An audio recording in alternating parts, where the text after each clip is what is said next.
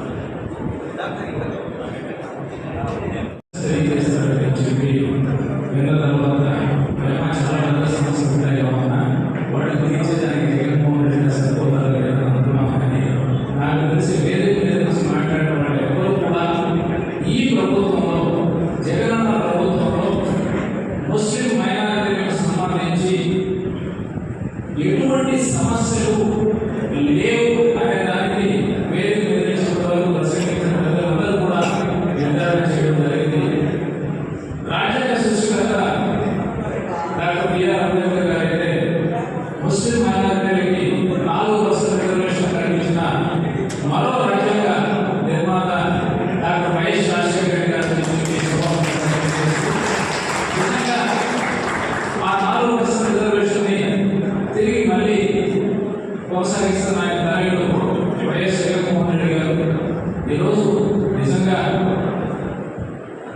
ఆయన మీటింగ్లో మాట్లాడుతుంటే మా అందరూ కూడా ఒక ఇన్స్పిరేషన్గా నా ఎస్సీ, నా ఎస్టీ, నా బీసీ, నా మైనారిటీ, నా ఆయన అర్థం చేసుకున్నాడు అంటే నిజంగా అందరి గొప్ప వ్యక్తి. బహుశా భారతదేశ చరిత్రలో ఎవరు కూడా ధైర్యంగా చెప్పగలిగిన నాయకులు ఎవరు లేరని చెప్పడంలో అదృష్టపడి కాదు. ఖచ్చితంగా మన అందరికీ కూడా స్వలయం తిరిగి మళ్ళీ రావాలా. ఈ రోజున్న సంక్షేమ పథకాలు ఏవైతే ఉన్నాయి ఇవన్నీ కూడా కొనసాగాల. మన బిడ్డల భవిష్యత్తు కానీ భావితరాల భవిష్యత్తు కానీ బాగుండాలంటే తిరిగి మళ్ళీ జగన్మోహన్ రెడ్డి గారిని మనం గెలిపించుకోవాలా అని చెప్పి ఈరోజు ఇక్కడికి వచ్చేసినటువంటి ప్రతి ఒక్క ముస్లిం సోదరుని కూడా తెలియజేసుకుంటూ మమ్మల్ని ఈరోజు వేదిక మీద అనేక మంది వైఎస్ఆర్ కాంగ్రెస్ పార్టీకి సంబంధించిన నాయకులు ఉన్నాం. ముస్లింలు కాకపోయినప్పటికీ కూడా మమ్మల్ని వేదిక మీదకి ఆహ్వానించి మాకు ముస్లింలకు సంబంధించిన సంక్షేమ పథకాలని గౌరవ ముఖ్యమంత్రి గారి దృష్టికి తీసుకెళ్లే విధంగా మమ్మల్ని కూడా మీలో ఒకరిగా 4% రిజర్వేషన్ మన ముస్లిం సోదరులకు కల్పించారు. ఈరోజు ఆ 4% రిజర్వేషన్ బీజేపీ గవర్నమెంట్ అధికారంలోకి వస్తే ఖచ్చితంగా తొలగిస్తామని చెప్పి వాళ్ళు బహిరంగంగా చెప్పడం జరిగింది.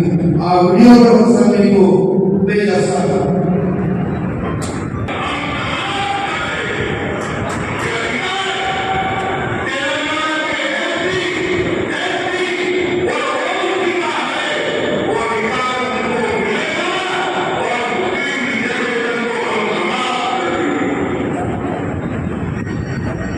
విషయంలో మీరు ఆలోచించండి. మతాలకు సంబంధించిన పార్టీలు మనకు అవసరమా? కులాలకు సంబంధించిన పార్టీలు మనకు అవసరమా?